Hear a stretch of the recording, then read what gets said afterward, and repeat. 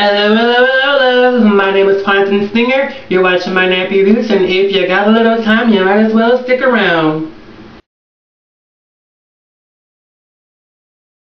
Welcome back to my nappy roots, everyone. Today in this video, I am here back with Ask Dr. Twan. I know a long time ago, I made the announcement that I would be reading people's emails and their questions and answering them for you guys, just so that if anyone's having the same issue, you can learn from someone else's problem. So I got an email and I'm going to put on my reading glasses.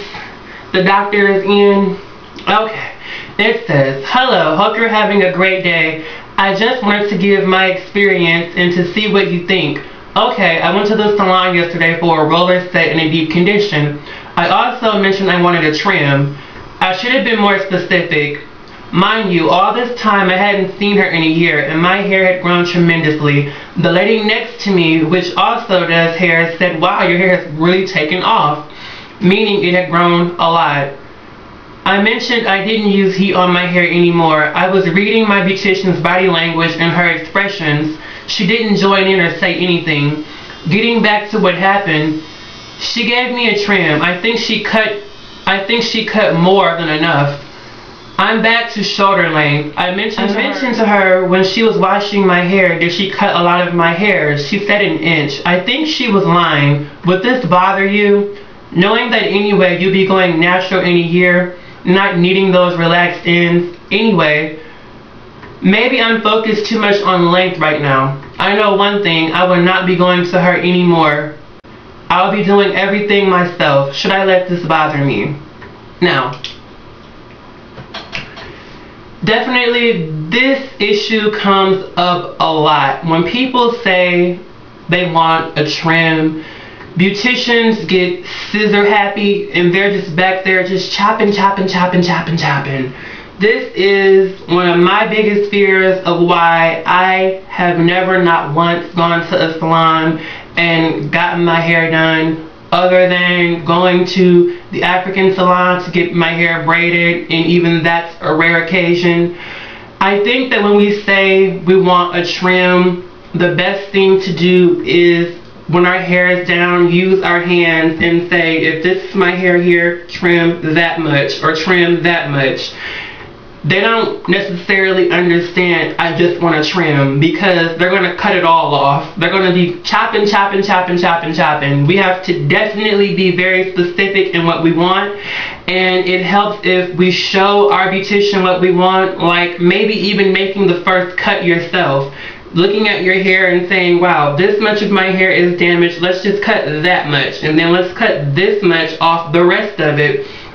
Or even the way that I trim my hair, which I will show you in a later video, is as I flat iron my hair, I go through and evaluate each section and look at what's damaged on each section, and I'll trim that much on each section. When I trim my hair, it always comes out layered, because that's just the look that I'm going for. And should you let that bother you because you're going to go natural in a year? Absolutely let it bother you, because you say you're not going back to her. I wouldn't go back to her either, number one, because she didn't listen. That is definitely the biggest issue. She wasn't listening. I don't like salons where it's like an assembly line. They have 8, 9, 10 people in the waiting room. They get you in, get you out, rush. There's no personability to it. There's no customization to it. I'm an individual. You can't do what you do to 10 people's hair to my hair, because it won't turn out right, and it's not what I asked for. We have to have a dialogue with our beautician, with our stylist, to say, I'm looking for specifically this, and this. And we can't be afraid when we see them behind our heads with the scissors to say, hey, what are you doing? Put the scissors down. Wait a minute. Let me see what's going on. But should you let that bother you? I would say yes, and I would say definitely I would not go back to her. And if you want to go to another salon in the future, definitely be vocal, be very vocal, and be as expressive and as detailed as possible to say, I'm going natural in a year. This is what I want. This is how I want it done. I'm not trying to be difficult. I just want it to be right. I I want to walk out of here happy. But at the end of the day, if she chopped off an inch or more, of your hair, you can't put it back. But what you can do is you can start to learn how to take care of it yourself. I've always styled my own hair, and I believe so strongly in learning how to do as much as you can at home yourself. A lot of people aren't extremely skilled in doing their own hair, and that's okay, but learn how to do as much as you can for yourself at home. That is extremely important, because you'll have the language, you'll know the vernacular of when you say I want to trim, what a trim means. A lot of stylists, they just go in and just want to give you a style. They don't necessarily know a trim means just cut off what's damaged. And from your email, it says that you weren't using a lot of heat. If you aren't using a lot of heat on your hair, or any heat on your hair, then very, very, very little of it should be damaged, if anything at all. I've been looking at my hair because I haven't used heat all summer. None of it's damaged. There is absolutely no damage to the bottom of my hair. The ends are moisturized because I've been extremely mindful in keeping them moisturized.